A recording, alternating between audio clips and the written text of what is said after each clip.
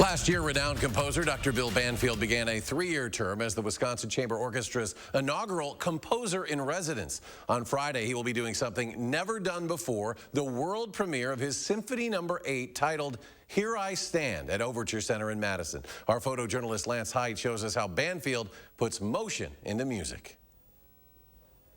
The relationship between a composer and orchestra is really critical. The strings sound lovely, by the way, the sonorities are lovely. It's the creation of these works out of imagination, out of life. All of this is a bit too slow, so he's going to just take it up a little bit so it moves a little bit. Then you give those notes and those ideas to musicians.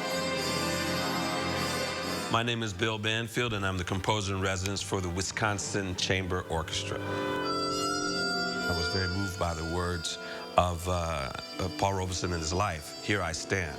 And how do we make a stand in life and work with our convictions, and we stand out as artists.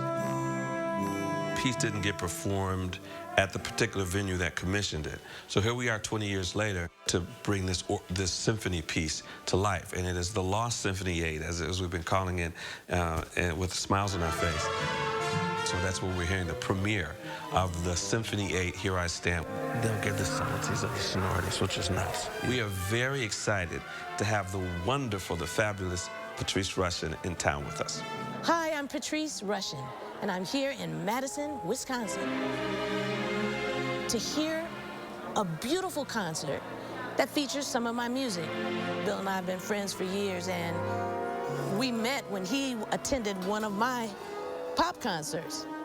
And he told me about himself, and I was enamored with the kinds of things that he wanted to do and the ideas that he had.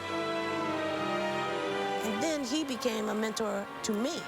I've had big hits on the radio, R&B and pop hits, and people didn't know this side of my musical personality. Very few people knew that what I really wanted to do was to be a composer.